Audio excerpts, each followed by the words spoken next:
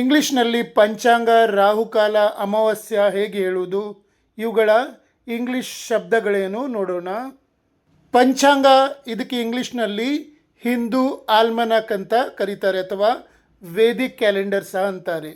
ಸೂರ್ಯೋದಯ ಸನ್ರೈಸ್, ಸೂರ್ಯಾಸ್ತ ಸನ್ಸೆಟ್, ಚಂದ್ರೋದಯ ಮೂನ್ ರೈಸ್, ರಾಹುಕಾಲ ಇನ್ಆಸ್ಪಿಷಿಯಸ್ ಟೈಮ್, ಗುಳಿಕ ಶುಭಕಾಲ ಆಸ್ಪಿಷಿಯಸ್ ಟೈಮ್, ಅಮಾವಾಸ್ಯೆ ನ್ಯೂ ಮೂನ್ ಡೇ, ಹುಣ್ಣಿಮೆ ಫುಲ್ ಮೂನ್ ಡೇ, ಸಂವತ್ಸರ ಇಯರ್, ಮಾಸ ಮಂತ್, ಪಕ್ಷ ಫೋರ್ಟ್ ನೈಟ್, ಋತು ಸೀಸನ್, ಗ್ರಹಣ ಇಕ್ಲಿಪ್ಸ್, ತಿಥಿ ಲುನಾರ್ ಡೇ, ನಕ್ಷತ್ರ ಸ್ಟಾರ್ ಕಾನ್ಸ್ಟಿಲೇಷನ್, ಯೋಗ ಲೂನಿಸೋಲಾರ್ ಆ್ಯಂಗಲ್, ಕರಣ ಹಾಫ್ ಲುನಾರ್ ಡೇ, ನವಗ್ರಹ 9 ಪ್ಲ್ಯಾನೆಟ್ಸ್, ಲಗ್ನ ಅಸೆಂಡೆಂಟ್, ಕುಂಡಲಿ ಹಾರೋಸ್ಕೋಪ್, ಗೋಚರ ಪ್ಲಾನೆಟರಿ ಟ್ರಾನ್ಸಿಟ್, ಕಾಲ ಮತ್ತು ಸಮಯ ಟೈಮ್ ಆ್ಯಂಡ್ ಪೀರಿಯಡ್ಸ್, ಬ್ರಹ್ಮ ಮುಹೂರ್ತ ಅಸ್ಪೀಷಿಯಸ್ ಅರ್ಲಿ ಮಾರ್ನಿಂಗ್ ಅವರ್ಸ್,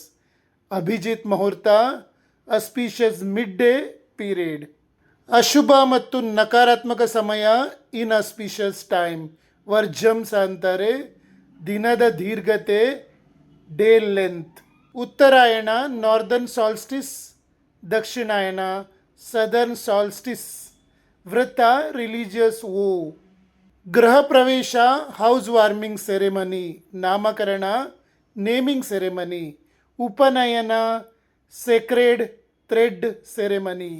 ನಿಮಗೆ ನನ್ನ ಟೀಚಿಂಗ್ ಮತ್ತು ರಿಸರ್ಚ್ ಇಷ್ಟವಾದಲ್ಲಿ ನನ್ನ ಪೇಜ್ ಫಾಲೋ ಮಾಡಿ ಮತ್ತು ಶೇರ್ ಮಾಡಿ. ನಿಮಗೆ 3 ತಿಂಗಳಲ್ಲಿ ಧೈರ್ಯದಿಂದ ಆತ್ಮವಿಶ್ವಾಸದಿಂದ ಇಂಗ್ಲೀಷ್ ಮಾತನಾಡಲಿಕ್ಕೆ ಕಲಿಬೇಕು. ನೀವು ಮಾಡಿದ ವಾಕ್ಯ ಸರಿಯೋ ತಪ್ಪು ಅಂತ ನಿಮಗೆ ಗೊತ್ತಾಗಬೇಕು. ಹಾಗಾದರೆ ಏನು ಮಾಡಬೇಕು? ಕೆಳಗೆ ನನ್ನ ವಾಟ್ಸಪ್ ನಂಬರ್ ಉಂಟು, ಅದಕ್ಕೆ ಮೆಸೇಜ್ ಮಾಡಿ. 31-32 ವರ್ಷಗಳ ಮುಂಚೆ ನನಗೆ ಸಿಕ್ಕಿರುವ ಹೆಚ್ಚಿನ ವಿದ್ಯಾರ್ಥಿಗಳು 3ನೇ 4ನೇ 5ನೇ ತರಗತಿಯವರೆಗೆ ಮಾತ್ರ ಕಲಿತವರು.